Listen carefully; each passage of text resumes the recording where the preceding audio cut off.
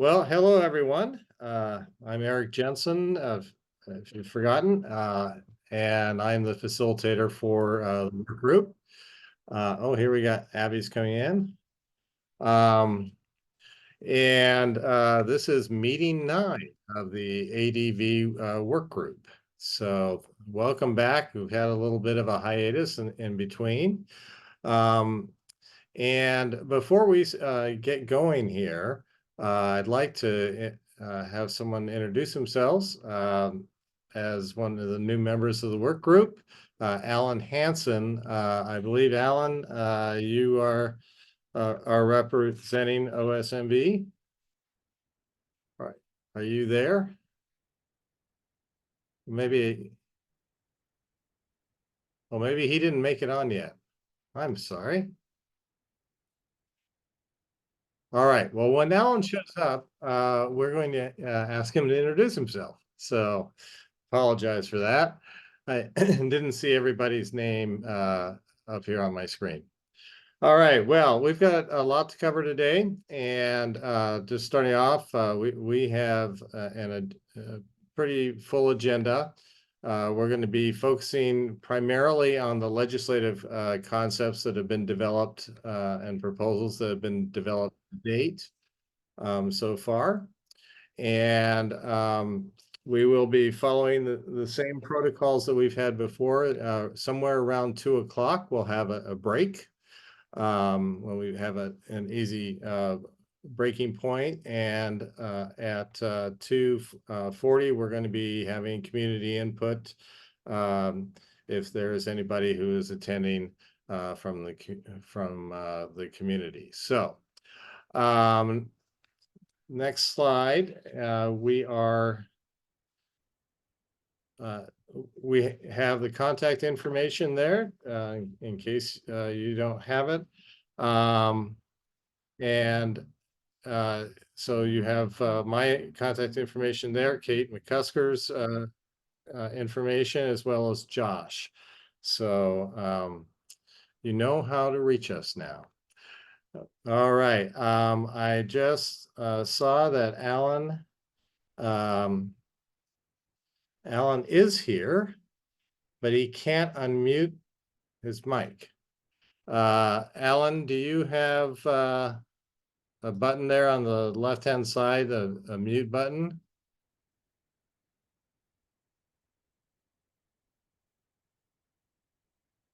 Maybe on the bottom left, there's a mute button. There's also a video button as well, if you click that. All right. Well, Alan, we're going to come back to you as soon as you're ready. We'd like to just let you have a chance to give a brief introduction, but we will continue on for the moment. Let's move on to the next slide. And it has been a while, so we just kind of want to walk through some of the protocols here for the work group. Please, for the work group members, please remember to raise your hands. When you are called on, remember to share your name and your organization, as there may be people here in the group who may not know you. And just remember, we have limited airtime, so please keep your comments brief and to the point and to allow others to talk. And I will call on people in the order of the hands that go up, with the exception of the DSL staff, because I assume that DSL staff will be responding to questions or comments, and we want to get their comments in a timely fashion. And in the meantime, keep your mics muted unless you're speaking to the group. And as always, we ask you to be respectful of each other, the agency representatives, and everybody else on this call. I will point out that until we get to the community input portion, the discussion is for the members of the work group until that time. All right. The next slide, as I mentioned, there will be an opportunity here at the end to be able to give some community input, and I'll give more information at that time with regard to the protocols there.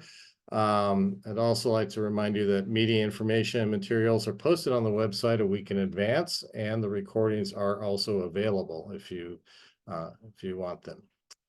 So with that, we will move on and talk about the work group schedule and updates. We do have another meeting coming up on April 16th, and I'm going to turn it over to Josh to talk a little bit about that. Thank you very much, Eric. And I guess since it's been a while, I'll formally introduce myself again. My name is Josh Mahalam. I'm the Waterways Stewardship Program Manager for the Department of State Lands, and one of my my definite primary duty is setting up this the ADV program here at the department. Nice to see you all again. I know it's been quite a bit of time since we last met, but I'm glad you all returned to participate in the meeting today, which is focused primarily on legislative solutions to the challenges that we've collectively identified over the past, 6 months or so now. Before we dive into what I hope will be a constructive work session on some ideas that we have for a legislative concept, and hopefully some ideas that you are all willing to bring to the conversation. I'd like to make sure that 2 separate meetings coming up are on your radar. The first one is the next meeting of the State Land Board, which occurs on April 9th. At that meeting, I'll be providing a presentation on our proposed framework to the Land Board, some early implementation work of the framework, and I'll be giving the Land Board a sense of the collaboration that has went into the development of this program so far. Just so you all know, the meeting starts at 10 o'clock, although the ADV item is towards the end of the agenda, so be aware of that if you plan to attend the meeting, whether virtually or in person. I do plan to acknowledge this group and thank you all for the time that you volunteered and do that publicly, so just be aware of that. So there will be some recognition there, and I also, if you have the time, I encourage you to come kind of check out what we're unveiling to the Land Board, and also what kind of feedback that we get from that body. So yeah, and then the other meeting is our next meeting. Make sure that you have that on your calendars. That is our next and last formally scheduled meeting of the ADV work group. Similar to the meeting we had in December, we're making this a hybrid meeting with the option for you to attend in person at the department's office here in Salem. Like last time, we will provide lunch options for those of you that would like to make the trip to downtown Salem. And I do realize that trip's a bit longer for some of you than others, and I apologize for that. I can't help that. Our plan is to have the lunch available at noon, with the meeting starting at the normal 1 o'clock time. I'm kind of excited about this next meeting. It's going to be is more focused on the initial program progress and getting your input into the tools that we're developing and how we're going about doing the early work of the program. I'm excited for that shift towards implementation, since so much of our previous conversations have all been in the realm of, for the most part, development.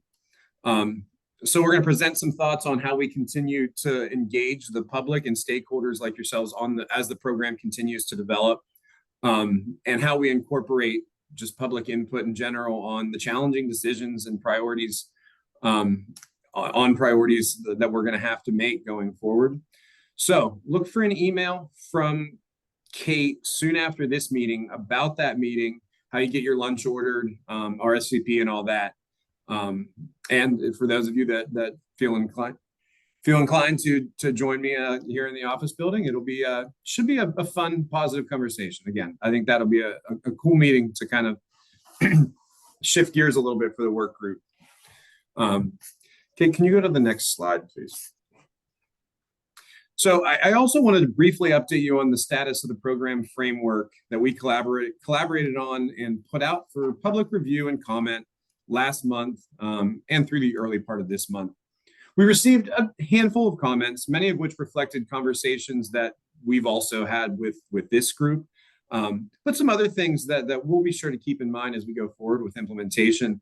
I have a few pages of things that people shared, but I pulled a few lines out of some of the comments to share with you all now.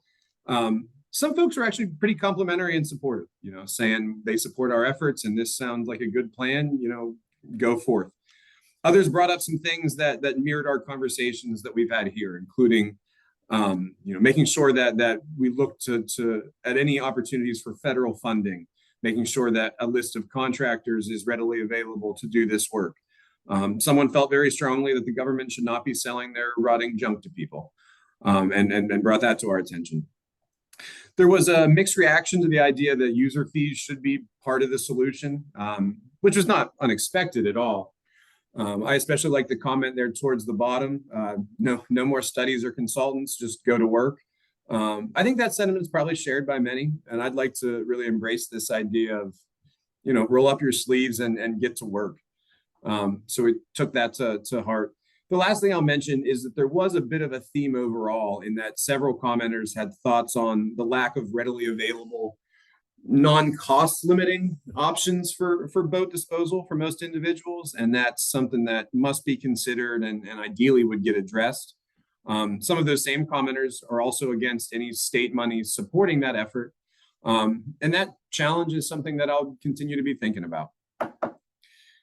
So for the remainder of the discussion today, I'm going to shift towards legislative concepts. So Kate, could you move me one forward? Perfect. I want to give you a brief overview of the process in which a state agency puts forward a legislative concept. For DSL, we first need permission from the land board to pursue a concept for a certain topic area. That's been done. The land board approved placeholder language at their February meeting.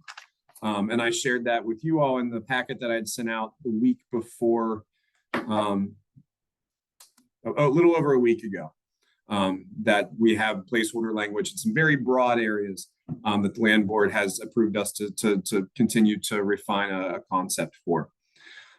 So now we work internally with other agency and outside partners, and anyone else that might be applicable. For us, obviously, this group is front and center to develop language for the concept.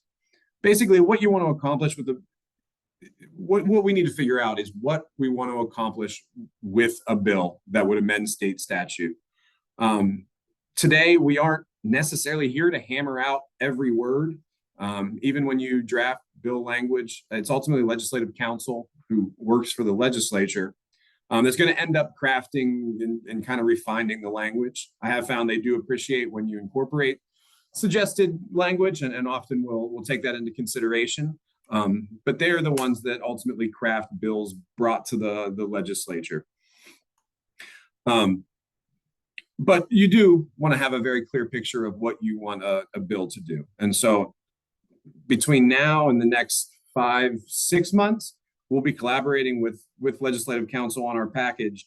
And I hope that we leave here today with the core of that package kind of figured out, even though there will inevitably be some things that are added, removed, or will require more fleshing out.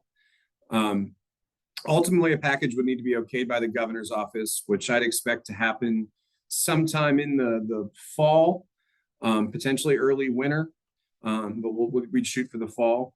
And then it can be introduced to the legislature in January of 2025. And then that's when the fun of the legislative session begins. So I say all that not only to give you a sense of the timeline that we're looking at here, but also to make it clear that there is plenty of opportunity for you and others to provide support, opposition, input, suggestions for change to the legislative concept that we ultimately envision. We are very early on in the process, but we still want to kind of get started to refine our thoughts and put language together, because the next legislative session will be here before we know it. So what I'm going to do, I have kind of, I guess, 8 topic areas with some suggested language, or at least language to consider on the following slides. That was also in the packet that I had sent around. I'm going to go through all that pretty quickly and just briefly touch on those topics. I would hold off questions, discussion I want to go through them just so you get a sense of what all is in there. And then I'm going to hand it to Eric. We're going to go back to kind of the beginning one. And for the remainder of this meeting, I'd like to go through those different topics, the language that's suggested or the idea that's suggested. And I'd like the work group to help us. Well, some of them might just be ideas that we don't want to entertain going forward. Others might need some tweaks. And I imagine we'll get a whole lot of, well, have you thought about this? And that's exactly, kind of why we're here. So briefly, I'm going to go through the topics that we came up with. I also don't want this to seem like some sort of exhaustive list. I would love to see this added to by things that other agencies, other members of the work group bring forward. And I also am cognizant of the fact that once you start to develop a pretty big multifaceted legislative concept, oftentimes you need to start thinking about how your different ideas kind of interact with each other. And so that's something that we also know will be part of this going forward. Like, hey, if you change statute A this way and statute B this way, then you kind of have a weird issue in statute C that also needs to be addressed. So just some of the things that are in my mind currently. Before we get into them, I saw that the chat has a couple things in it. Is there anything that I need to address there now? No, just that the Outlook. So Kate said in the chat, so I'll just share this now because sometimes accessing the chat can be complicated during a meeting. She'll be sending a calendar holdout for not only the next meeting, but also the lunch immediately preceding it. So you guys can look to that in the following few days.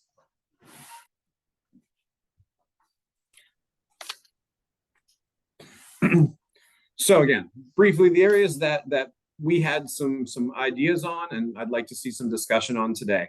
The first one, this should not be a new idea to some of those that were present at our previous meetings. And this would be, oh, I got an echo. Okay, now we're good.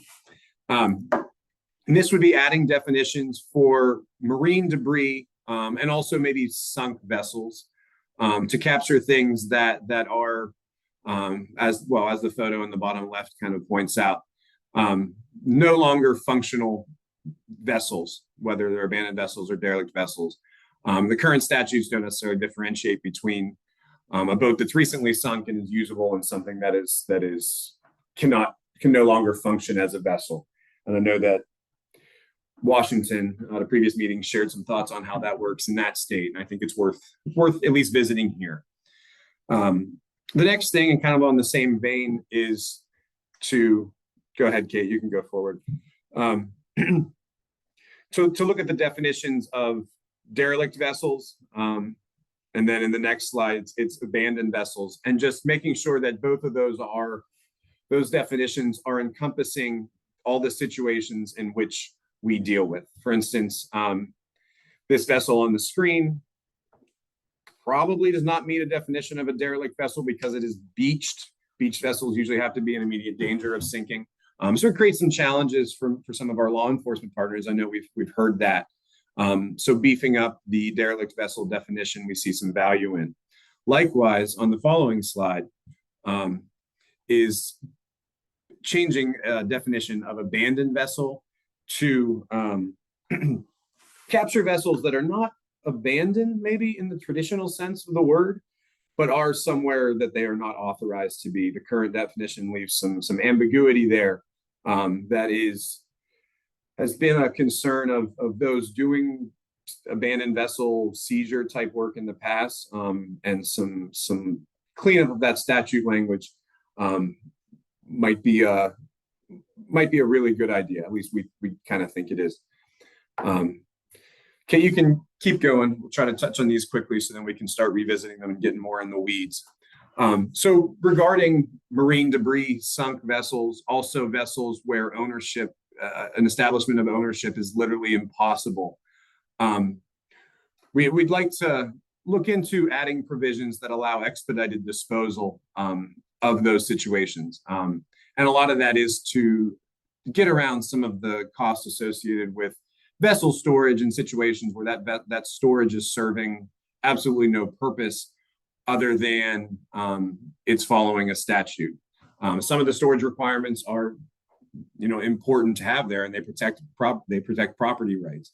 But there's other situations where those property rights don't exist because ownership cannot be established. And so looking at some ways to make it more efficient for an agency like us, as well as anyone else doing this work, and there are plenty that are on the call right now, to be able to legally and more efficiently deal with a vessel that is essentially dumped upon them. Next slide, Kate. So when we get back to this slide, I can maybe provide some more detail. But vessel ownership is a general gray area. There are a lot of vessels where ownership is, I would call it mixed. Someone sells a vessel, but the new person does not register title that vessel. So it's left in a little bit of a last registered owner versus we have documentation regarding a new owner.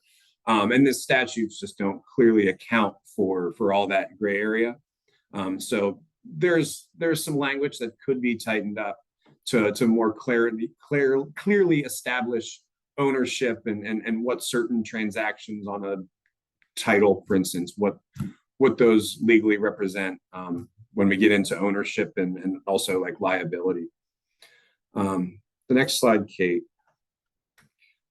This one is one that we have encountered recently, and something that we would like to at least see the legislature look at is there aren't clear provisions that separate personal property found on sunken vessels from any other personal property that is encountered by a land management agency. And so something that's on a sunken boat for 20 years would still go.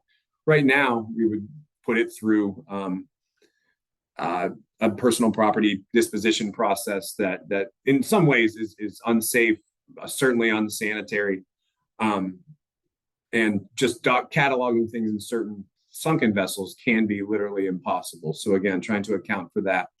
And you see kind of a general theme here of a lot of the statutes that we're talking about were written decades ago and are just not really didn't account for some of the realities that we're all encountering when doing ADV work. Okay, can you go to the next slide? So I talked a little bit about ownership being a little bit murky. This idea on the screen right now is one that we feel is pretty important. And there might be multiple ways about it. I have a suggestion here on the screen, but adding identified responsible party or a definition for that, where someone that is not a titled owner of a vessel can more clearly be determined to be liable for that vessel if it becomes the responsibility of another entity. It include someone that's an operator of a vessel that becomes an ADV, an occupant, an individual suspected of purposely dumping a vessel, an individual that could be otherwise determined to have primarily caused the vessel to be an ADV. We talked a whole lot, especially in the early meetings of this group, on holding people accountable.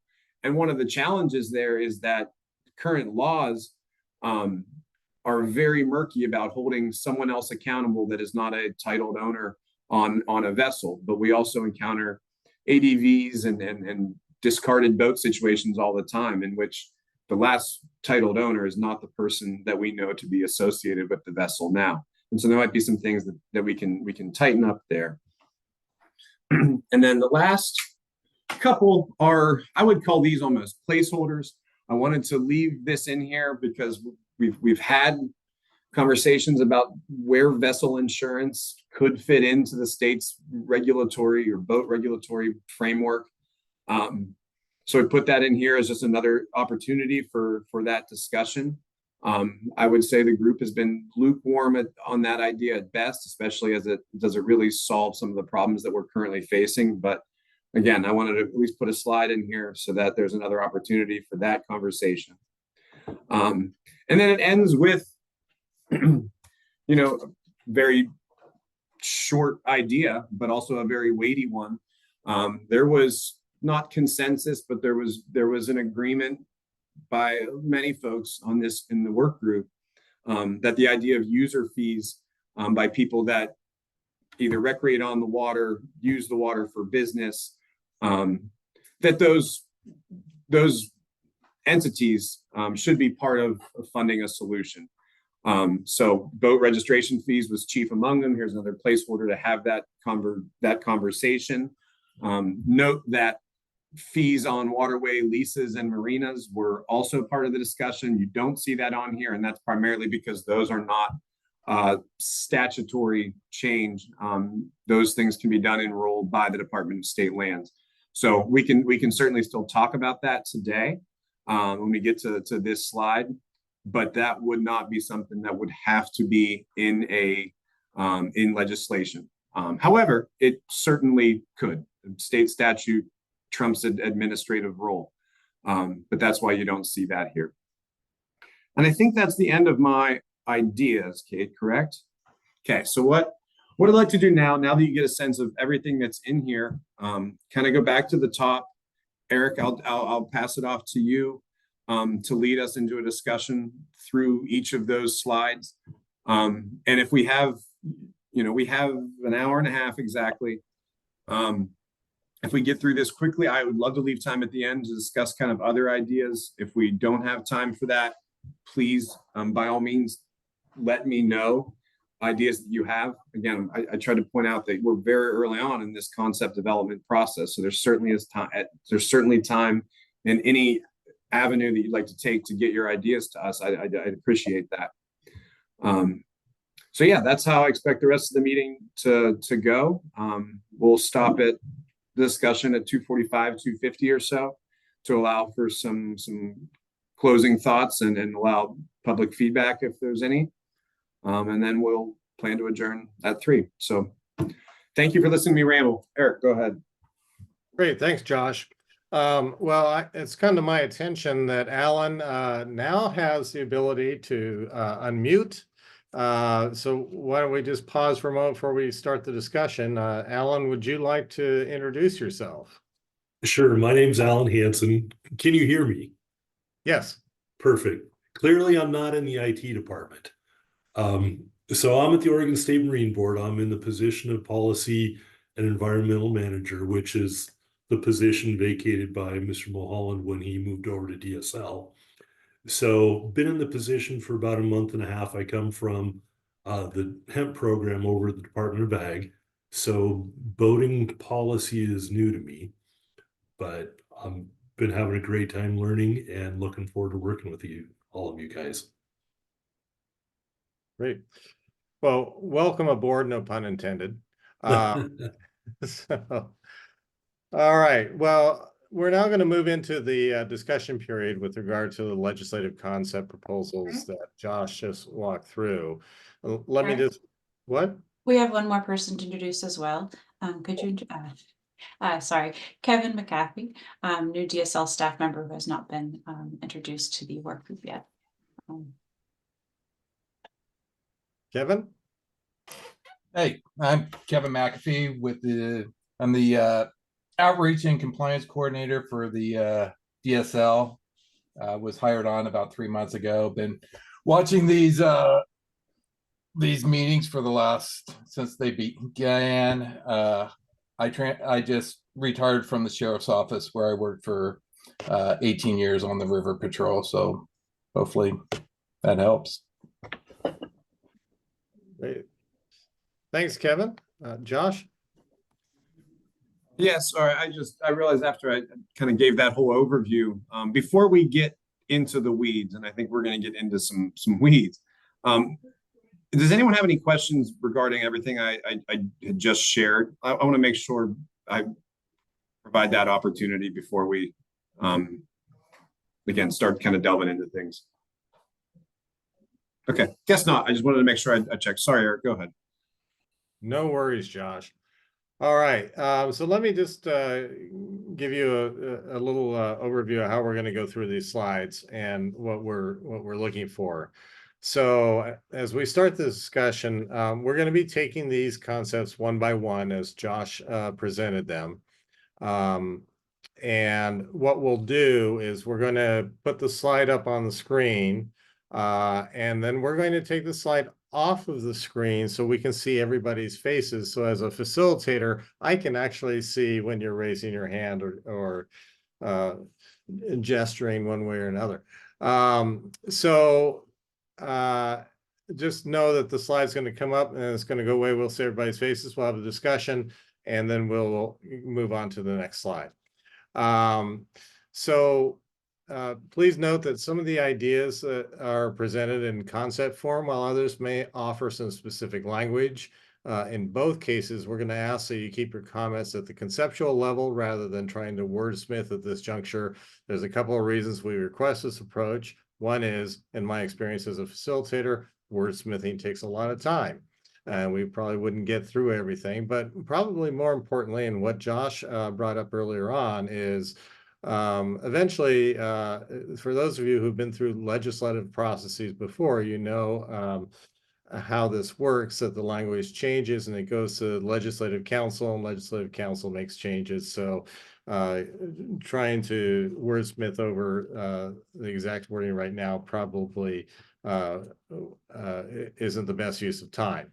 So as we go through these legislative concepts, I'd like you to think about three things. I'd like you to think about, does the proposed legislative fix achieve the intent of addressing the problem? And two, is there anything in the proposed legislative fix concept that doesn't fit there for any reason? And is there anything missing from the concept that addresses that problem? And then subsequently,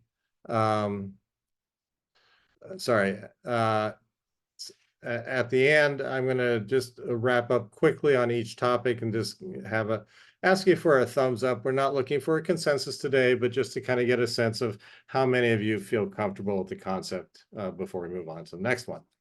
All right. Makes sense to everybody? All right.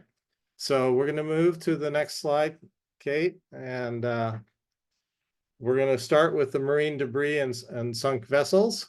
Now, as Josh, I think, has pointed out, when we have multiple items on there, the intent is that they're kind of a package deal, unless it calls out for a choice. And there's only one, I think, coming up that has a choice. So the first part of this one is adding language to define marine debris. And as a vessel or components of a vessel that no longer meet the definition of boat or functional boathouse or floating home. The second piece, I'm not going to read through all of this because I know you all can see this. Adding a third category of ADVs that captures sunk and no longer usable vessels. And the third piece being adding a separate section in the statute for disposition of marine debris and sunk vessels. Kate's going to do a screenshot, put this over on the in the chat. So if you need to pull it up and reference it, it'll be there. So let's move into a discussion. Chris. You there, Chris? He's muted. You're muted. There you go. There you go. Hi, good afternoon. Whether it's insurance coverages, which that's another discussion, or all vessels have to be seaworthy. And I think that should be built into that number one somehow. It's very clear, it's understood legally what seaworthy is. So I think that's an important feature of number one. Okay. Having that in there. Okay, great. Thank you, Chris. Believe Troy, were you next? Hi, thanks. So I just had a quick question first for Josh.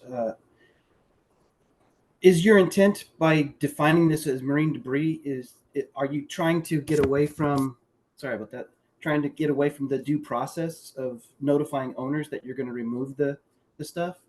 Is that part of that? That's the intent. So, and actually, can we put the slide back on the screen for a second? Sorry, we might have to be flexible because the thought here is if there are definitions of marine debris, then if you look at that number 3, have a section for disposition of marine debris. And that is, yes, we would like to not take things that are barely identifiable, no longer identifiable maybe, as boats, and still put them through a notification process, which is impossible, and then a storage process, which can be fairly expensive to ultimately just discard of that material. So that is the underlying goal of this package. Okay. Thanks for answering that. The next thing I was going to ask is, all sunken vessels going to be marine debris? Because some of those you can actually find owners for. No, and so again, good question. And that's that line, so on 2, the third category of ADVs that captures sunk and no longer usable. So that's kind of a package, not, Okay. because, and again, that would be that language that, you know, we would want to work out carefully, because it is trying to address the things like in the bottom left, where it's now more of a habitat than it is a boat.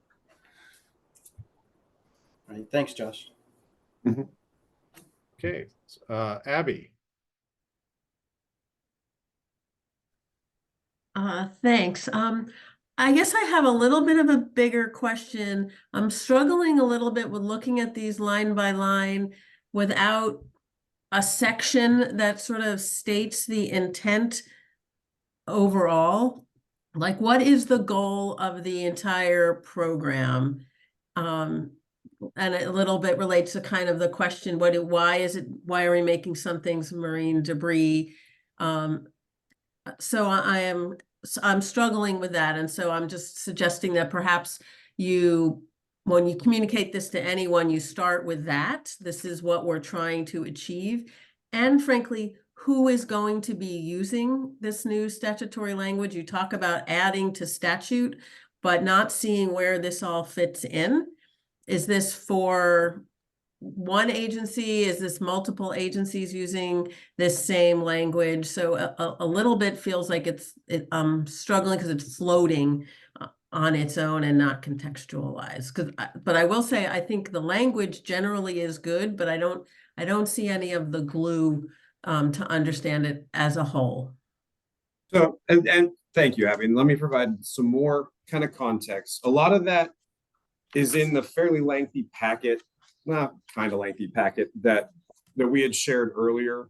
And I did initially have like 14 slides of statute language for facilitation of this meeting, and it was gonna become very wonky.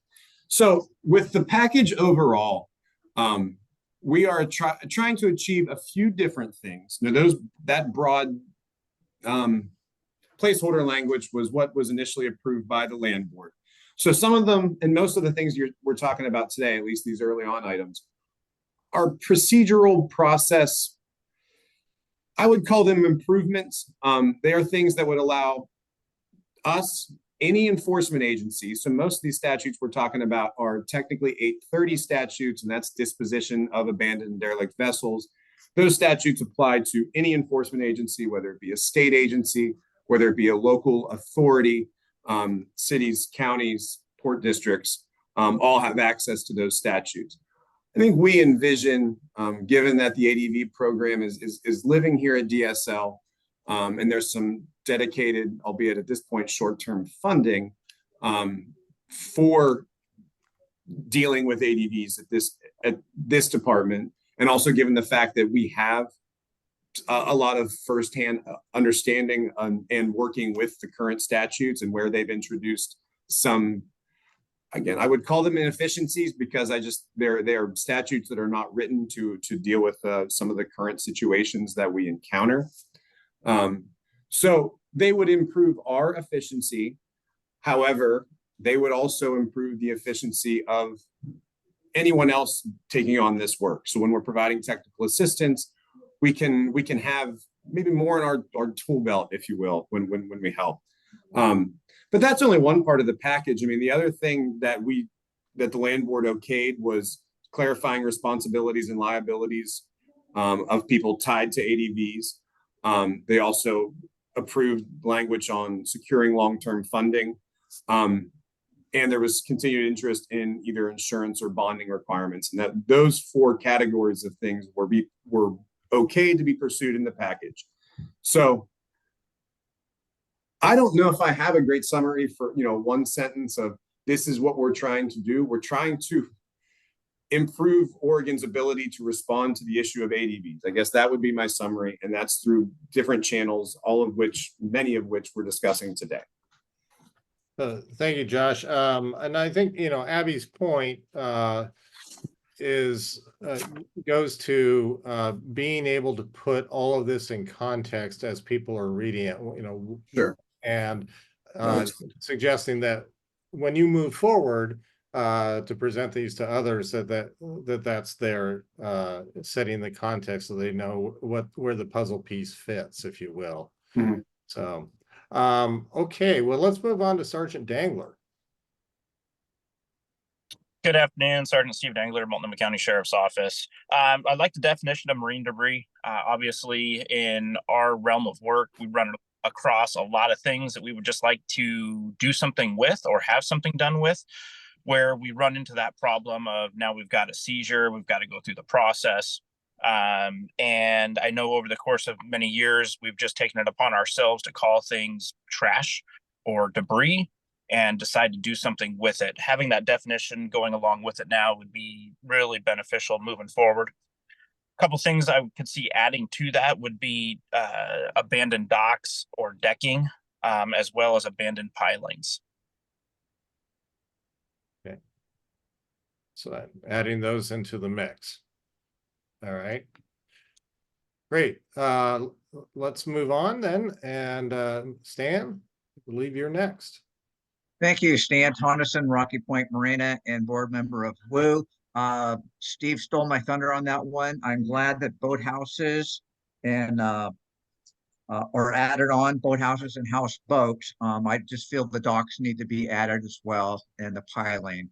A lot of times they are associated with the houses and the boathouses, and it is one of the substantial eyesores that we have, and they're also an attractive nuisance. They collect the ADV boats because it's a place to tie them off to. So thank you, Steve, for supporting you. That's it. Excellent. Thank you, Stan. Alan. So my comment with this is trying to make it a little bit more black and white. So currently most vessels are required to have an OR number and a current sticker to be used on the water. If we could tie that to possibly the age of the sticker. So if a boat hasn't been registered in the last 5 years, by definition, it's abandoned or derelict. That way law enforcement doesn't have to, assess a vessel and determine if it's functional. And so just a clear, hard, fast definition, or it doesn't have a OR sticker showing at all. And so that way we have a black and white measurement. And I also think if you have something sufficiently long, I think one of the hurdles you're going to find is legislatures, judges don't like to remove personal property from folks without process. If you tie it to like a 5-year-old OR number, then you can kind of show the judge that, hey, this person hasn't done anything with this vessel in 5 years.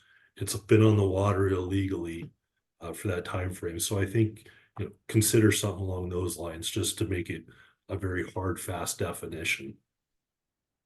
Great, thanks, Alan. So tying it into the sticker really brings some greater definition to that. So great, thank you. Troy. Yeah, sorry about that. So are you going to use this definition to spend your programmatic funds on the removal of that marine debris? And if so, are you going to remove gill nets or other things like that from the beach or out of the water and stuff? Just curious.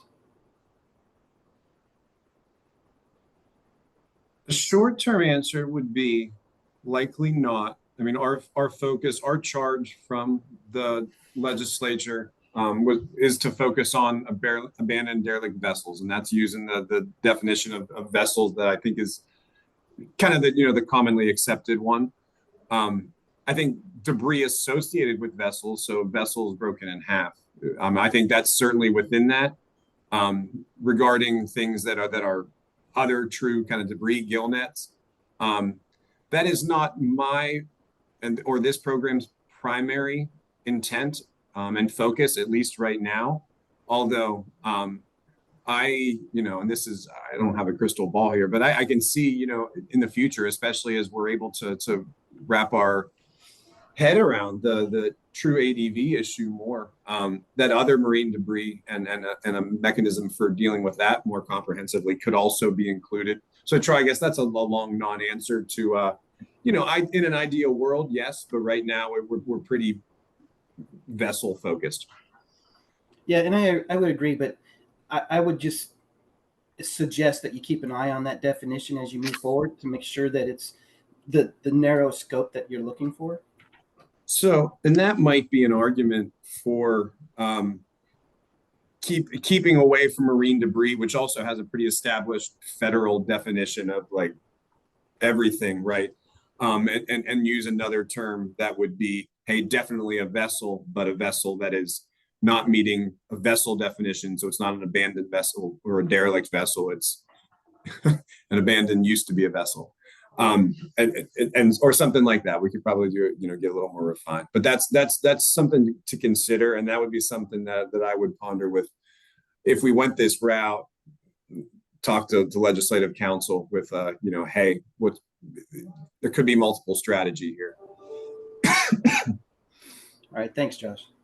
Thank you. Thanks. All right, Mike.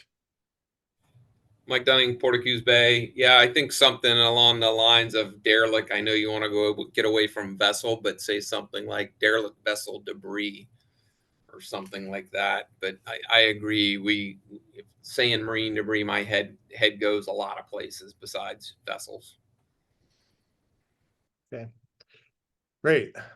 Thank you very much. I'm not seeing any other hands up, and I want to try and get everybody through these concepts. So we are going to move on to the next one, but just very quickly with the comments that have been made and shared, just a quick thumbs up from folks if you're comfortable with where this proposal stands now, just out of curiosity.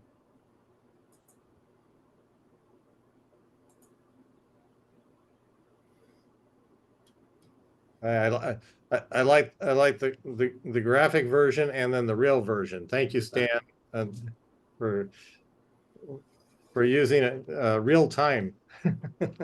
Thumbs up. All right. So, well, thank you. Oh, I think we've got one more comment here, Mark. Yeah, thank you. Josh, I really do agree with Abby's point about trying to put a glue to the concept there. Just a highlighting the fact that you're trying to reduce the storage period to tie it all together. I really think that makes a very important point, and I hope that you'll follow through with that, because it all crystallizes with that, right? So thank you for that just brief comment. Well, and I already said thank you to Abby too, for bringing it up. And then also, as we go through these other ones, I'd like to very briefly, here's the thought kind of behind this that pulls it back together. This is why this language is being introduced, because we see it advancing the state's interest in doing this. And yes, a lot of them are those procedural challenges, storage, and the notification process as well when there's no one to notify. So thank you, Mark. Go ahead, Eric. All right. So before we move on to the other one, I just want to do a check-in with folks. Is it easier for you if we have the wording up there during the discussion? I'm seeing some thumbs up, some head nods. Okay, so we're going to go back to keeping the wording up there, just to expedite the discussion. And so we're now moving on to the next one with the beach non-functional vessels. Josh, were you saying you wanted to do an intro to this? Yeah, I'd like to do, Abby brought up a great point. Like, let me give you a brief intro of what this is capturing. So that current boat that's right there, a derelict boat must be one that is sinking or in imminent danger of sinking, an emergency of sinking. That boat would be an emergency of sinking if by water level going up or by human interaction that is put into the water. I assume this vessel is not seaworthy. However, it is not in danger of sinking because it's not in the water. I know, and Sergeant Dangler, if you'd like to provide your input on this, I know this has introduced a challenge for your department in the past. So I would like to expand that definition of derelict so that it could capture a boat like this that in many times we've been involved in situations where seizing this as derelict is not possible, and seizing it as abandoned means you have to establish that it is trespassing or where it shouldn't be. So we're trying to eliminate that loophole, if it were, to allow certainly field staff, enforcement staff, compliance staff to assess this situation easily, and call it a class of vessel that then a process can be started, certainly still a due process, to address the vessel in its location. Okay. Thanks, Josh. So with that context, how do folks feel about this proposed legislative fix, and does it achieve the intent of addressing the issue? Sergeant Dangler. Yeah, thanks, Steve Dangler, Multnomah County. I was curious, Josh, really quick, are we looking at kind of changing the language to kind of better encompass a process that would expedite the removal of these type of vessels, where we don't have to necessarily go through that seizure process, where it's more on the realm of just trash? That is, there's another slide getting at that more. If reasonable attempt is made to find an owner and it is established that it has certainly been discarded, then yes, go that marine debris or whatever we want to call it route, for expedited disposal. Calling it not a vessel anymore. This was more of to capture boats that right now aren't in clean violation of anything, and that, if that's on state lands, outside of waiting 30 days and saying yes, it can't be there, that vessel is not doing anything wrong per current statute. And so I know that, like, in your situation, when you encounter a vessel like that, your hands are tied from starting any kind of process on it, in which we really ought to be able to. Yeah. Sergeant Dangler, did you have a follow-up to that, or you have another issue you wanted to talk about? A little bit of follow-up to that. I guess what I don't want to see is DSL put in a situation where if something like this is left, that it makes DSL look bad. Because we obviously field a lot of questions firsthand from a lot of folks, like this one was in the Multnomah channel, about what are we going to do about it. And a lot of times it comes down to, well, we're having conversations with the Department of State Lands or with the Oregon State Marine Board, and I don't want one of the public agencies that we've really built bridges with to kind of come under scrutiny for not doing anything expeditious with vessels like this, polluting and making the waterways look horrific. Thank you. Dorothy, I'm going to move to you as DSL staff. Did you have something else on this issue? Yeah, this one has come up for me several times, and I think I kind of helped influence some of this language. And my reasoning for it was that I've had several people argue with me when I've put a sticker on a boat like this, and when I can find the HIN and I can send somebody a letter. I have tried to assert that their boat does meet the definition of derelict when it is in a situation like this. And I have deeply offended people by that assertion, because they say that this boat will float when the water comes up, that it's not sunk, it's not sinking, it's not about to sink, and I can't prove that it will at any point in time, let alone in imminent danger. And so I mean, this could just be a starting point to something even more efficient. But if I could simply declare that this one does in fact meet the definition of derelict, and I can cite something to support that, then that gets the process started. Instead of, like Josh said, having to wait and say, well, are they going to argue with me that this is derelict? Well, maybe we should wait and try to say that it's abandoned, which then involves trying to determine, well, who exactly owns this little strip of the riparian area here? And will they assert that it's not allowed to be there? And then am I going to start a 30-day clock to say that it's abandoned? So at least if I can call it derelict, then I can put a sticker on it, and 10 business days later, I could be having a contractor remove it. Thanks, Dorothy. Let's move on to Troy. Hi. So I was just thinking, why don't you just add beached and not have to get into all the details and stuff like that for the definition of derelict? It could be broken up or in danger of breaking up, sinking, or beached. And as far as jurisdiction and stuff, I don't know if you guys would have jurisdiction in these tidelands right here, or you'd have to get the property owner's permission to remove the vessel and stuff like that. But in Washington, that vessel would be considered not only derelict, but also abandoned. So I don't know why you wanted these 4 paragraphs added. To the one point, I think, Troy, I mean, it's not illegal to, pull your boat up on a beach and have, go for a hike, have a picnic or whatever. I think, trying to be clear that it's a vessel that's got condition issues outside of just even like where it is. But I think what you brought up is a good thing to consider. I want to make sure that whatever wording that ends up being agreed on captures this as being something that could can be at least a process started on because of a combination of its location and condition. If that was a $100,000 2023 North River, I would not want it to apply. I wouldn't want the statute to apply to it the same way. That makes sense. And I totally agree behind the premise of just adding beach to the derelict vessels and how you do that. Good luck. Thank you, Troy. All right, let's go to Chris. We're approaching a break time, so when we wrap this up, we'll take a break, and then we'll move on to the next topic after the break. Chris? Yeah, hi again, Chris from Redfield. I know we're not supposed to wordsmith, but I would imagine there was supposed to be an or between A and B.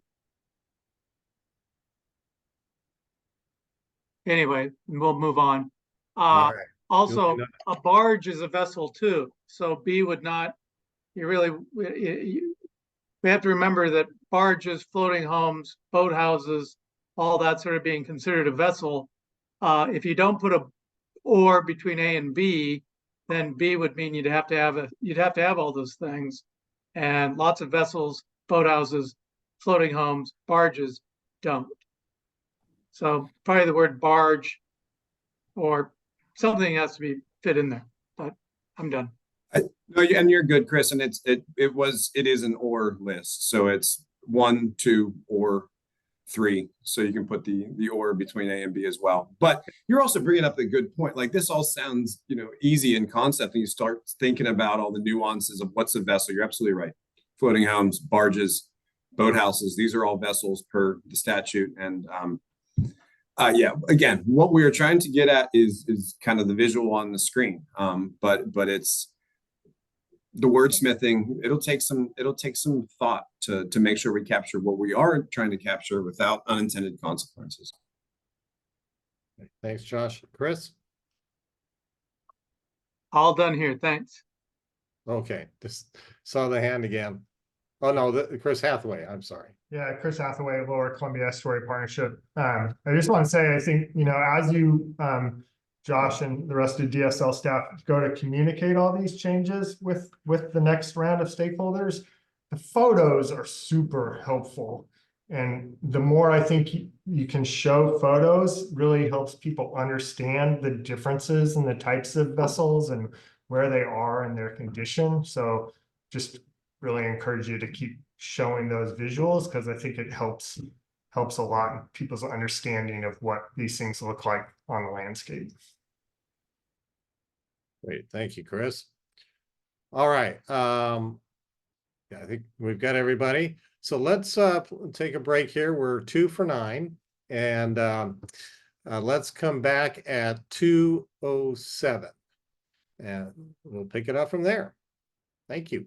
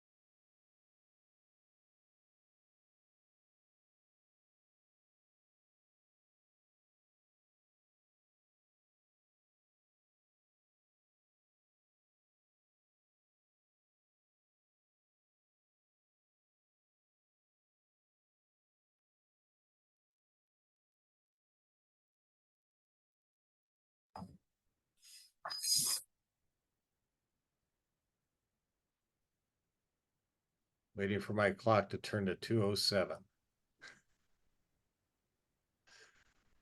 Okay, it's 2:07. Hopefully everybody is back, and we're going to continue on with the discussions. As I said at the break time, we're 2 for 9, so we're going to go through these as much as possible. Please, as I said before, keep your comments as succinct as you can without losing the intent of what you're trying to say. So, okay, so we are now moving on to redefining abandoned vessel. And Josh, did you want to do an intro to that? I'll do a real quick intro on this one, yes, and then I might change the order of the concepts that we go through going forward, just to make sure we focus on some that I really would like to see some work group discussion on. This one is very straightforward. This one is just a kind of a wording challenge that different enforcement agencies have encountered and had to take some risks in determining what the definition actually meant. And anyway, the definition of abandoned vessel means a vessel that has been left without authorization. Whether that means that the vessel can be occupied or a vessel that has someone on it and can still be left somewhere without authorization is somewhat ambiguous. And I know different enforcement agencies have chosen to interpret that differently.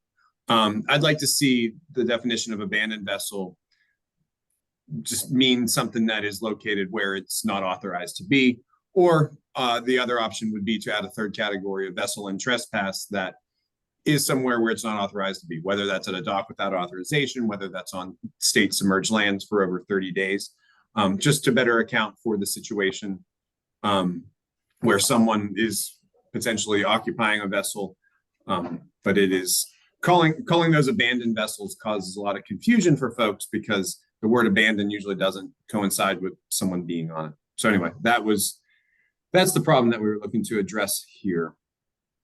Okay. And this is the one that I was referring to at the beginning, that there's actually a choice. This is one of the package ones, if you will, but where we'd like to get some input on which of these two choices, if either, you think would get at the intent of what this particular legislative fix is supposed to do. And so, part of it is adding a definition for vessel and trespass. The other is just amending the definition of abandoned vessel that gets at that. So, does anybody want to weigh in on which of these you would prefer, if either?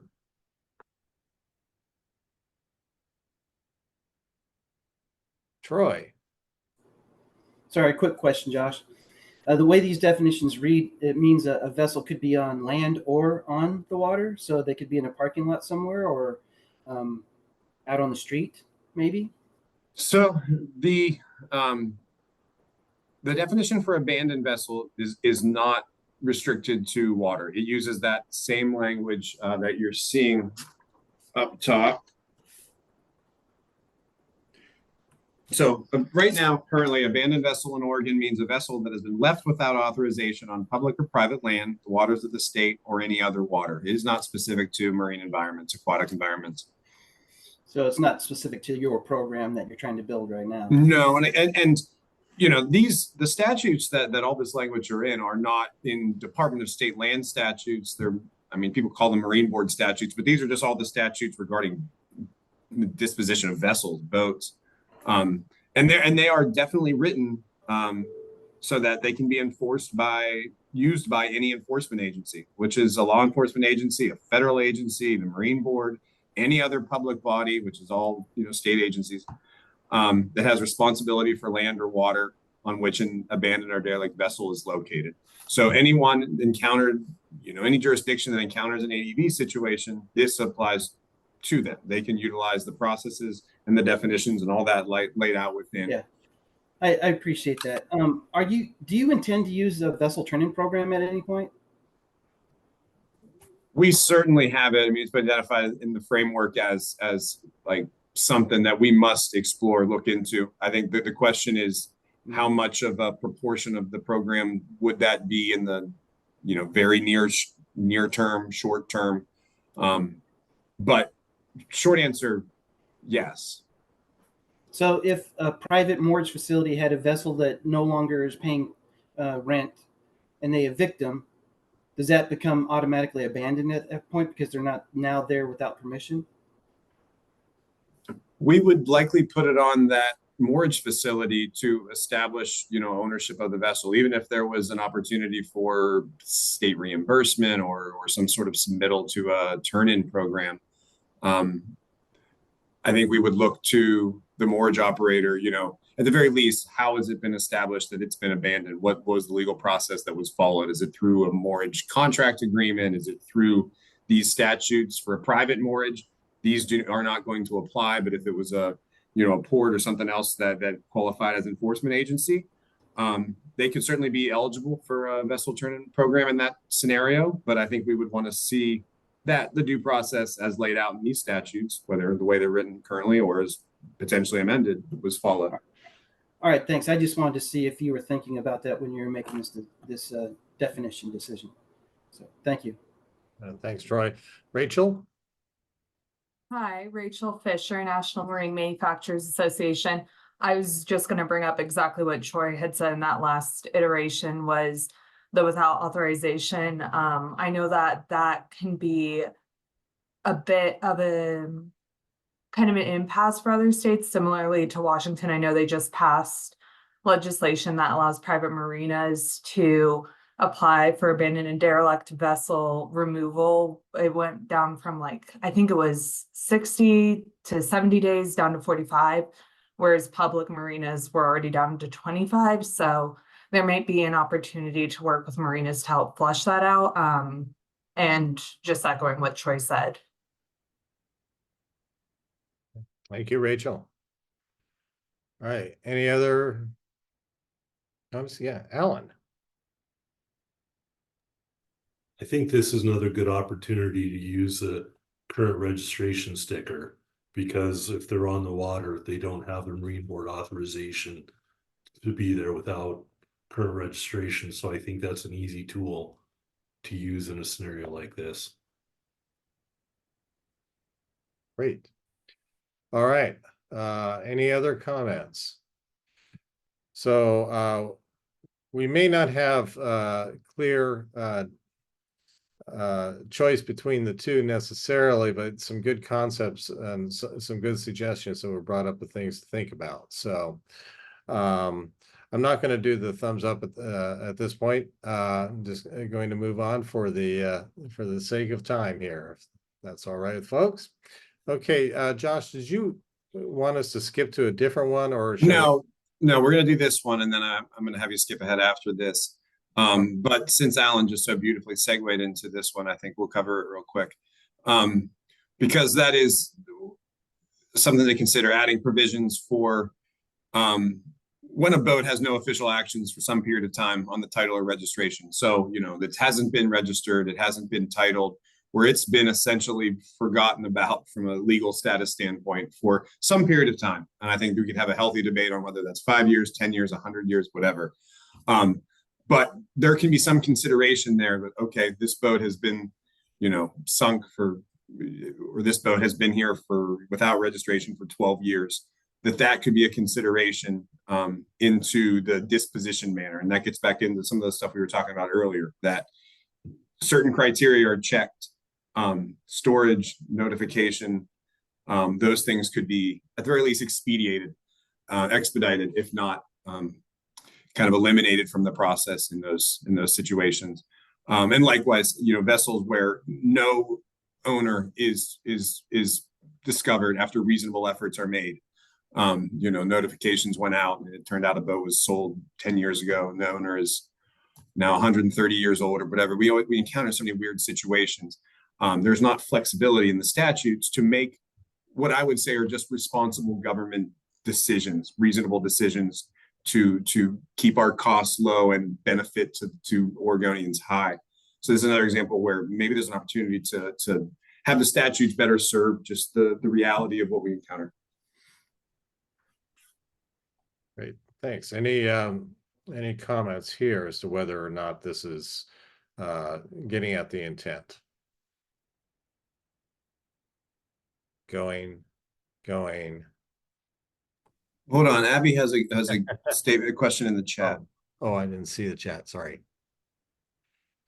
Does this address unwilling owners as well as unknown?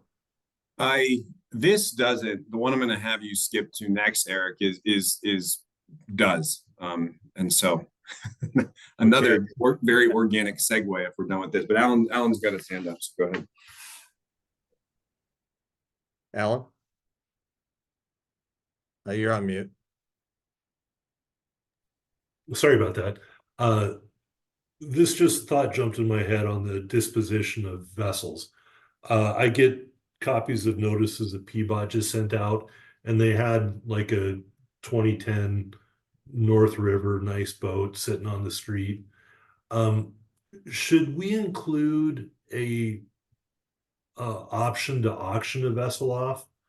I come from the banking world, and when a bank repos a car, it can make a determination if there's value. If there's no value, they can dispose it. If there is value, they would sell it at public auction. That way, if the property does have value, that gives the the owner an opportunity to recover something from it, which makes seizing back vessels faster, more palatable to my experience as judges. But I think the legislature may be interested in that as well. Interesting point.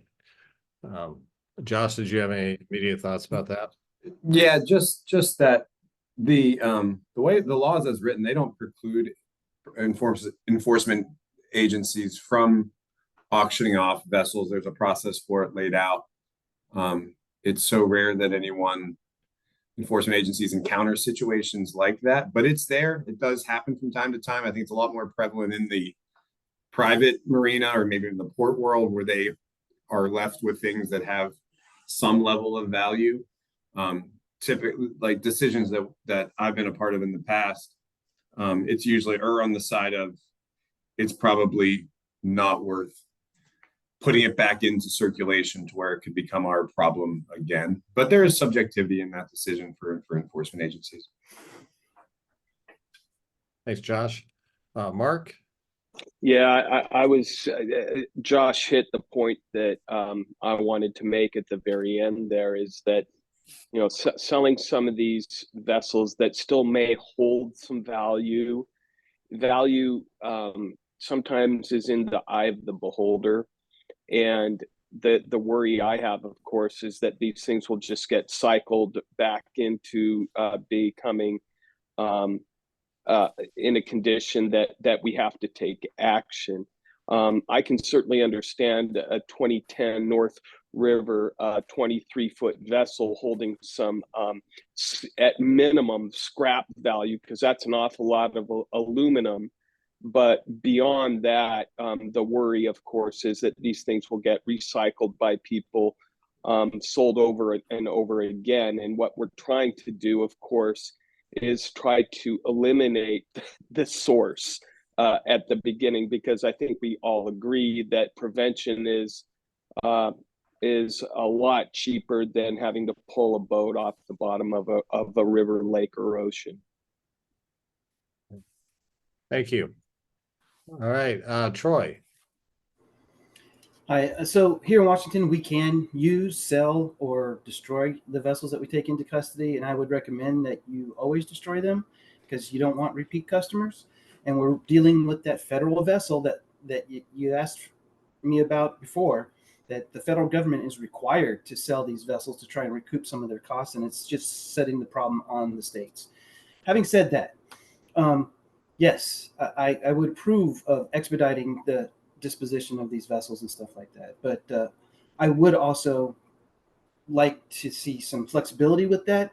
Like you could use the vessel, sell the vessel, or dispose of the vessel. But what we also do with our contractors that we hire to dispose of these vessels is we tell them they could use any part of the vessel that they want, as long as the vessel is totally unusable as a vessel. And sometimes they can gain value from that, and that shows in their bid requests or bid proposals to us as a lower price.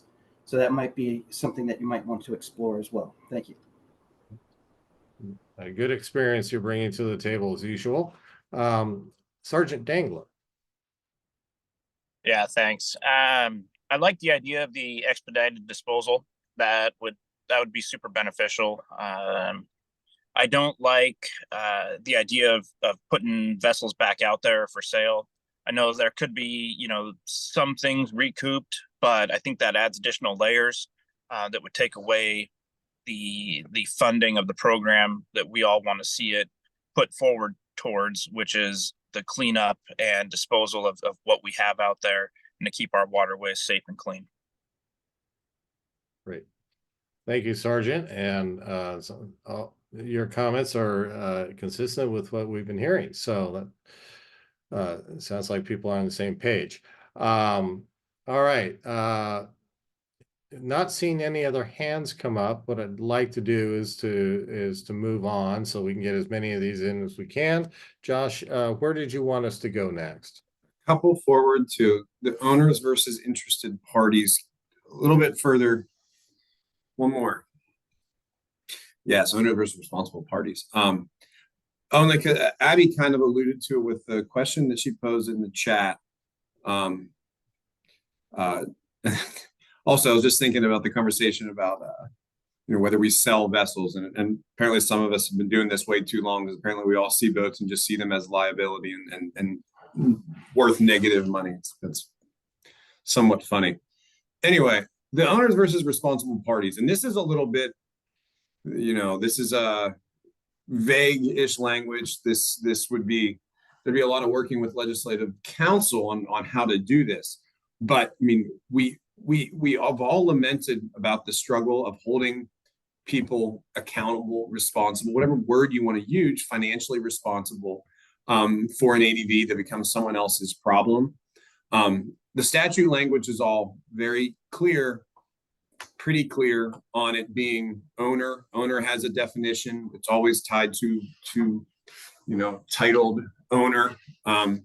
It's been very challenging, and not just for the state agencies, for some local entities that we've helped in the past in finding, hey, we know this is John's boat, but John has no legal connection to that boat.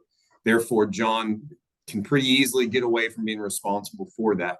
There have been limited cases in which the state can attribute liability to an entity that wasn't a titled owner, but the documentation, the evidence really has to be pretty ironclad. So we'd like to see if we can make some amendments to, the way I wrote it here on the last line, an individual that can otherwise be determined to have primarily caused or allowed through direct action or inaction a vessel to become an ADV, that they could be held responsible for those cleanup costs, as opposed to usually it's a dead end on the title owner on this boat, they reported the boat sold 15 years ago. That person has actually then passed away 10 years ago, and there's just no legal connection with that boat to any individual left, even though there might be evidence that ties that boat to the actions of someone else, leading it to be in the situation that it's in. So ideas for addressing that, ideas for language. Again, I wanted to make sure we had time to talk about this one today, because I'm genuinely looking for input and ideas. And there's some legal minds in this group much more proficient than mine. All right, well, let's start with Troy. Hi again, sorry about this. I just put our statutes in the chat that's part of the criminal statutes, and it doesn't say anything about owners. It's just about people who caused a vessel to become abandoned and derelict. You might want to look at that. But I totally support this avenue of thought. It's important, and again, greater minds than mine can probably come up with better language. But yes, I would support this 100%. My hand.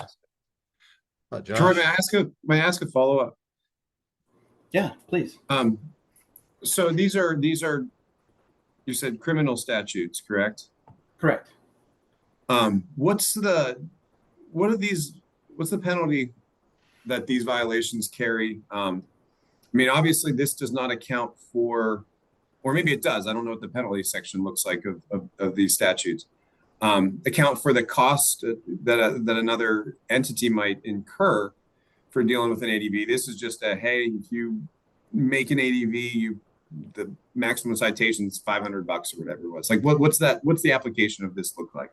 You're absolutely right. This is a ticket, it's a misdemeanor. Every time you get a ticket on the statute, the fine goes up and up and up. But then you would have to go to civil court to say that they're responsible for the cost of that vessel. The other part of the program that's not this one that's pointing it out, it's a little more vague. It says the owner is always responsible for it. It doesn't say the registered owner. It says that we have to send notices to the last registered owner or any lien holders on record before we take custody. However, the owner is always responsible for that vessel, and that may not be the person who last registered it. We've just had a case here in Washington where we took someone to court and got them liable for a vessel that they've never registered before, but they claimed not only to us, but to the Coast Guard and to Ecology that they were the owner of the vessel. And since they were claiming that to a state agency, the judge agreed. Interesting.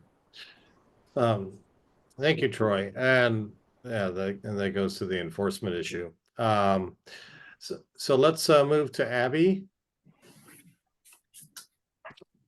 Thank you. Slightly adjacent to this, but I'm not sure if there's a place for it, is in our DEQ industrial orphan cleanup program, we use language where we say, when there's no if the owner is unknown, unable, or unwilling to clean up the property, then we can do it. If it's a priority. So that opens up our ability to go in to equivalently abandoned sites. So I'm not sure if somewhere in here that kind of language might help you get to those dealing with the unknown and unwilling, unable people. Yeah, so adding words like unable, unwilling, unknown gives you a little more latitude. Correct. Great. All right. Thank you, Abby. Josh? Abby, a follow-up. Do you, in those same statutes or rules, and whatever they may be, do you have the ability to then attribute the cost of that cleanup back onto the unwilling individual? In some situations, yes. So we have a number of different statutes around cleanup. The one I'm citing is particularly for us to do what we called orphans, which are sort of like abandoned. Okay. But in all of our cleanup statutes, we have the principle of recovering our costs. Thank you. Great. Thank you, Abby. Mark? Thank you, Mark Landauer with the Oregon Public Sports Association. You know, one of the things that I hear consistently from our members is that there really should be penalties. And so I do support the concept of criminalization of this, although I do think it will potentially complicate our reaching all of our goals. But here's the punchline. I mean, and I think Abby could probably confirm this, but people who dump their cars in the woods are guilty of a misdemeanor crime, I believe, in this state. This is no different, in my view. As a matter of fact, it's almost worse because it is in a waterway with an extremely delicate ecological system that could you know, I don't need to go on. I'll just say that I do support criminalization of this, and any fines from those cases should be placed into an abandoned and derelict vessel removal fund. I'm done. Great. Thank you, Mark. And notice that Alan was writing in the chat something similar with regard to the fees or the penalty, financial penalties. Sergeant Dangler. Yeah, I like the idea of the responsible party versus ownership. Obviously, we deal with a lot of folks that we can document as a responsible party for the vessel. I'm curious, though, if other agencies have been able, I know, what we consider responsible parties are often our transient boaters. And there would be no financial benefit to going after them for any cleanup or disposal because they just simply don't have anything. What are other agencies seeing in that realm? Anybody want to take that on? I think of an example from another sheriff's office. I think it was Yamhill County, where a boat was dumped in a county parking lot. And they were able to hold that person accountable in some way, shape, or form. I don't remember the details of that. The applicability to other situations, though, Steve, might be somewhat limited. I agree. I think it sounds good, but what is the ultimate benefit? It may be limited. Certainly when we're dealing with some of the bigger vessels where they've been handed off to someone with no means, being able to go up the chain, if you will, to the person that knowingly, I don't want to use the word dumped because that has the wrong implication, but push that vessel and the liability of it off onto someone else, very knowingly knowing the situation. I could see that being a situation in which maybe we can bring other people into the liability sphere for a boat. Sorry, I'm rambling. I'll let someone else talk. Okay. Thank you. Thanks, Josh. Well, let's move on to Sergeant Dangler again. Yeah, I just forgot to lower my hand. I'm sorry. All right. No problem. Troy? Yes, thank you. Sorry about that.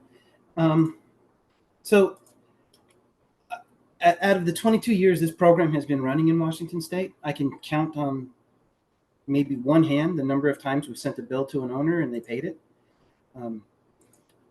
So they always go to collections, is what I'm trying to say. If you're looking for a responsible party to send a bill to, most of the time, you're never going to get restitution from them, unfortunately. And I just put a link into our secondary liability law if you wanted to take a look at that, because that helps prevent people from selling those liabilities to other people that don't have assets. So if they don't have assets to pay for the removal, then you can go after the seller of the vessel in certain situations. Great. Thanks, Troy. And your experience is helpful here.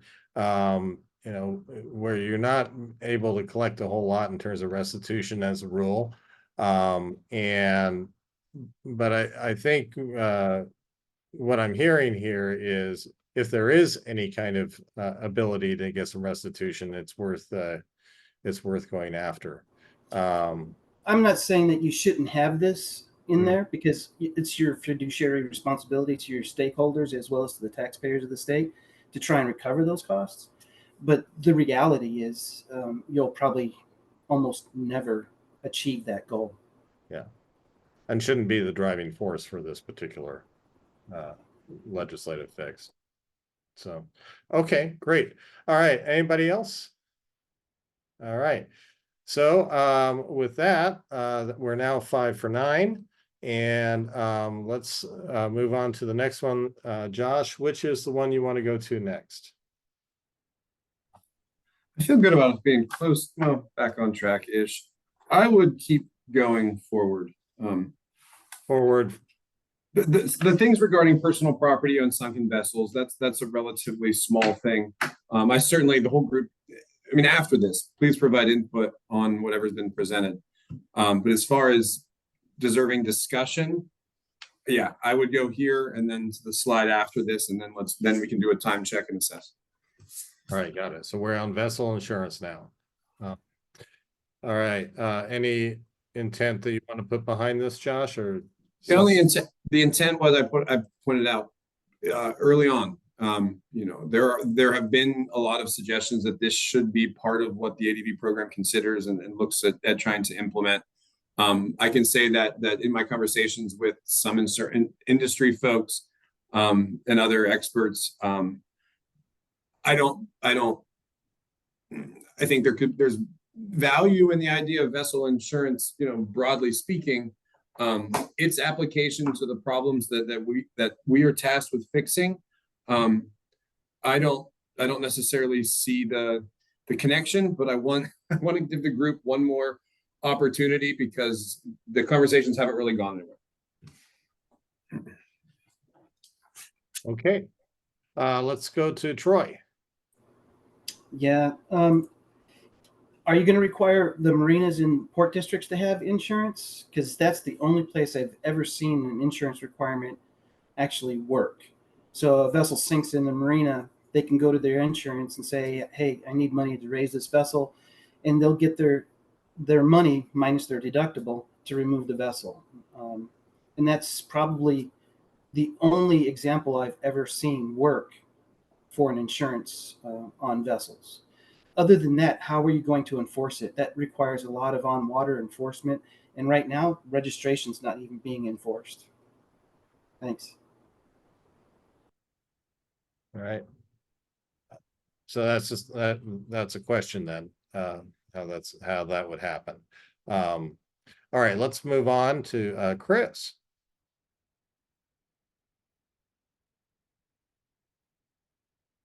Chris, you're on mute.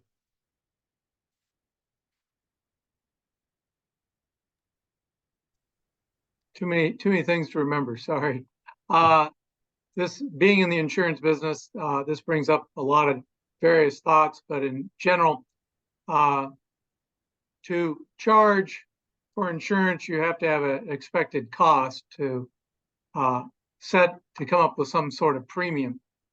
A lot of these vessels are, less than 26 feet, which then puts them into personal lines, which then means there's an explicit requirement for rate approval from the states.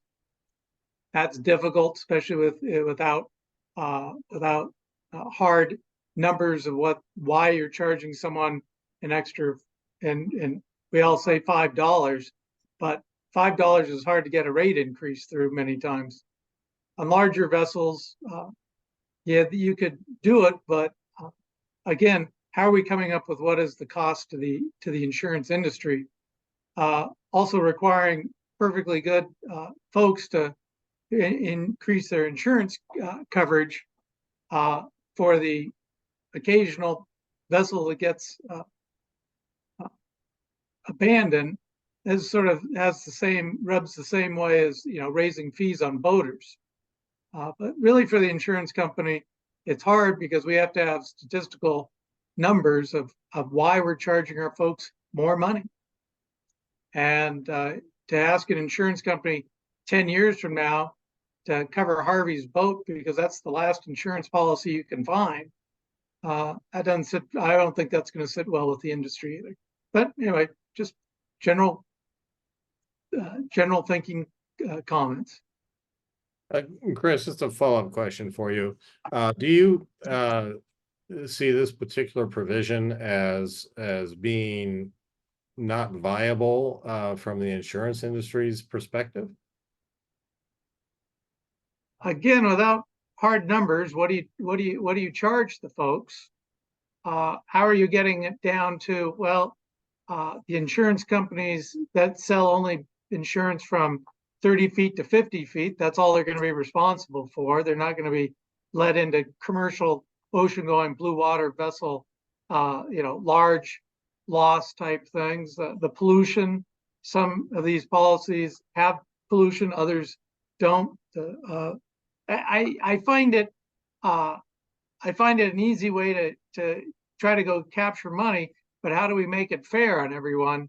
And as we've all learned, these aren't they're very sort of few insurance companies, but they could take up a lot of the problem, which would give them less reason to be riding vessels in Oregon, which is already a pretty small, at least for vessels over 26 feet, is a pretty small market. So it wouldn't take much for the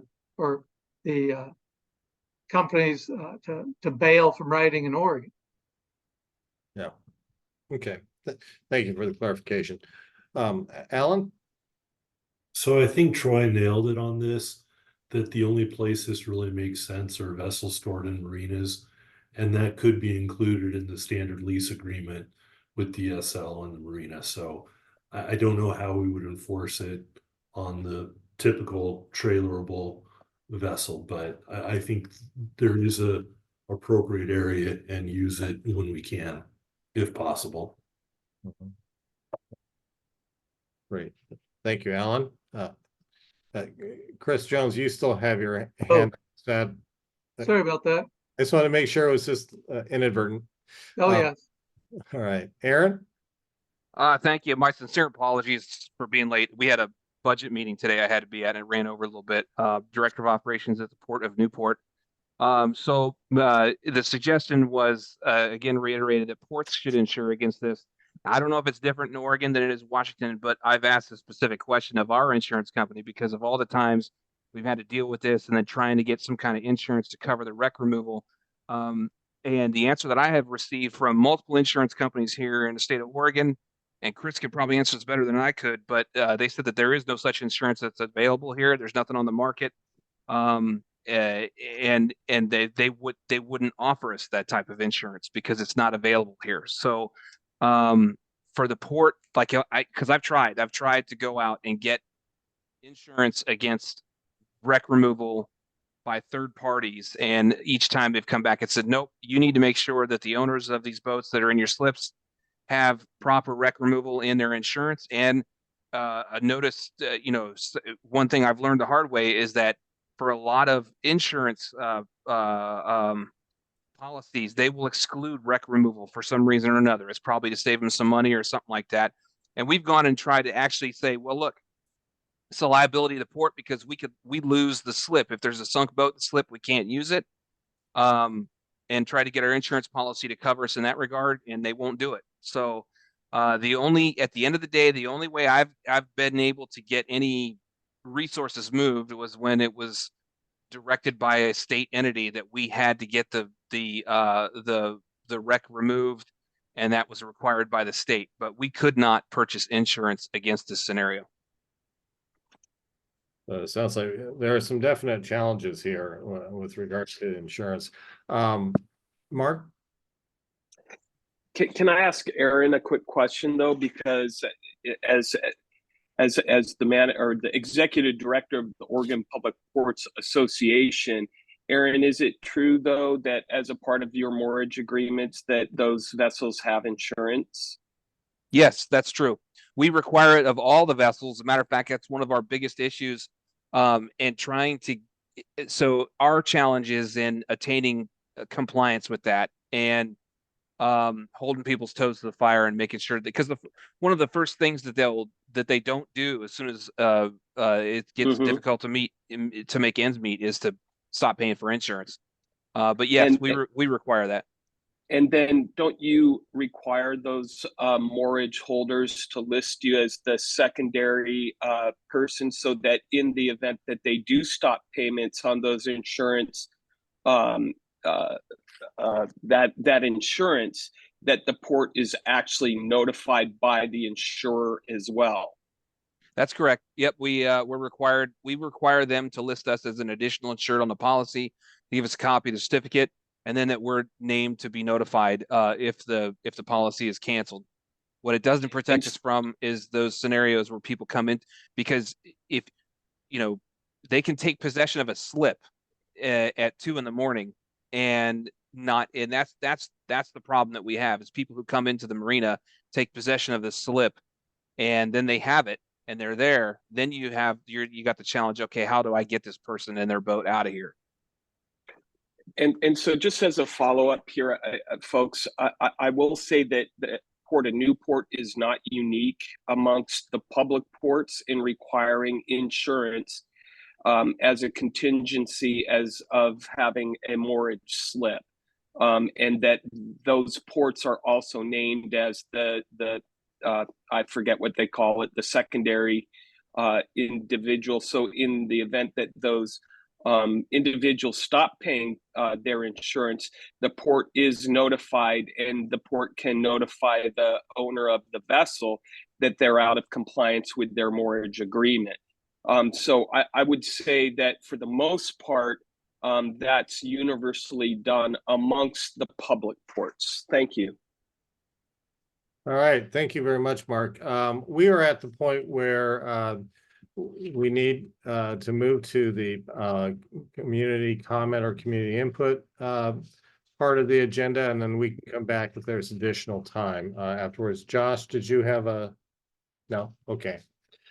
Okay, so just for those of you who may be on the call that are not in the work group, this is your opportunity to share any input that you might have. What I'd like to do is ask you to use your raise the hand feature to provide input. Once you've raised your hand, I will call on you. By the way, if you're using a phone, you can press *9.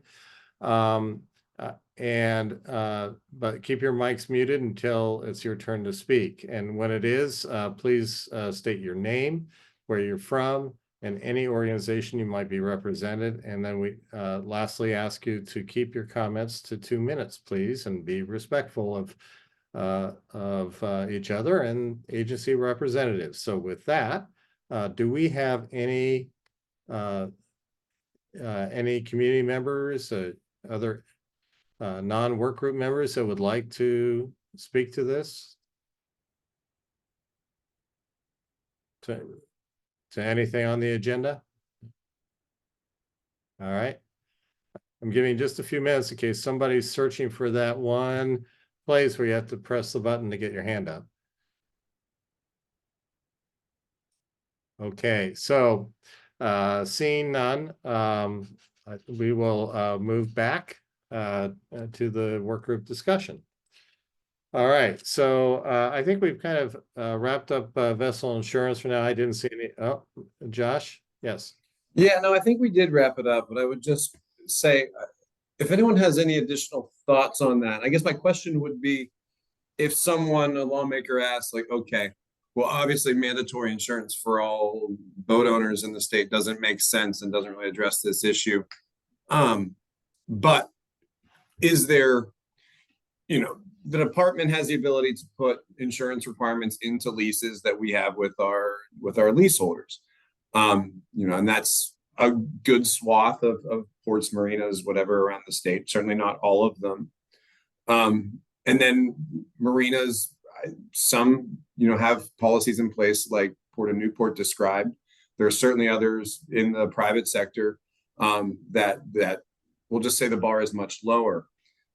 So if someone asks like, hey, where could, and maybe it's just for mortgages, or maybe it's just for boats in mortgages or whatever, if there was a statute that made that consistent across the board, what, if anything, and I'm happy to concede maybe nothing, could make sense if there was a lawmaker interested in just in this insurance concept. So I guess I'll just leave that as an open-ended question for the group. Although Chris, I do see your hand up, and I'm interested if you have an answer for me. I'm not sure I have an answer so much for you, but I will. As was mentioned before, most of these policies, especially on bigger boats, have a limitation to the amount that we're going to get a wreck off the bottom. The insurance that's typically required is for if we cause a fire or we cause damage, bodily injury, that type of thing within the marina. Those have always been, pretty well covered up to the limits, whether it's 300, 500 million, sometimes more, depending on where you're at. Canada has now started to require $2 million of liability limits just to be in a facility. But again, getting back to the wreck removal and the runaway potential cost of that, we're a pretty small market. I would imagine you would end up with carriers, especially in those larger vessels, just because there just aren't many larger vessels in Oregon that are just going to bypass Oregon and not write business here. So be careful what you do there. Right. Okay, some cautionary remarks there. Thank you, Chris. Troy? Yes, thank you. So insurance is a tricky question, and you don't always have to go to an insurance provider to get insurance. We had a group of fishing vessels out on the coast that could not get insurance because they were old wooden vessels. And so a group of them got together and made a club, where they required an inspection of the vessel and to maintain the vessel in order to be a member of the club. And if you were, then the club would insure your vessel through donations or whatever. And so they pooled all of their money and resources together to act as an insurance pool for their members. Okay, I'm just saying that might be another option. Yeah, there's an alternative out there. Okay, great. Aaron. Yeah, thank you. I was just going to suggest, I think really making a decision on this one. I would talk to more folks like Chris in the insurance industry and really get an idea of, because like he said, you get to the point where they just say, oh, we're not going to, there's only so many products that are out there that are available. And there comes a point where they just exit because it's not a good risk to get into. And we are talking about something that's probably not a very good risk for people to take with most of these boats. And then the other thing was wreck removal is, like I said, a lot of time it's excluded for some reason. It'll say on the policy, excludes wreck removal. You want to watch out for that and make sure that wreck removal is included. And then on the damage of the facility, I've run into this before where they don't consider a vessel that sank in the slip and didn't rip a cleat out, didn't rip a pedestal off its mounts or anything like that. Well, there's no damage to the facility is what I've seen them claim before. It just sank at the bottom, and it's like, and trying to say that, well, yeah, but the damage is that we cannot use this slip until that boat's gone. We've not been able to win that argument in the past. Maybe we needed to argue further. But there comes a point where it's not worth it, and we just paid for a diver to come in and get the boat out of there because it wasn't worth fighting with the insurance company because of our deductible. So anyway, that's all I had to say about that. Thank you. Hey, thank you, Aaron. All right, so we are approaching the end of the meeting, and Josh, I don't know that we have time for another one. We can take whatever time you want on that, or how would you like to proceed?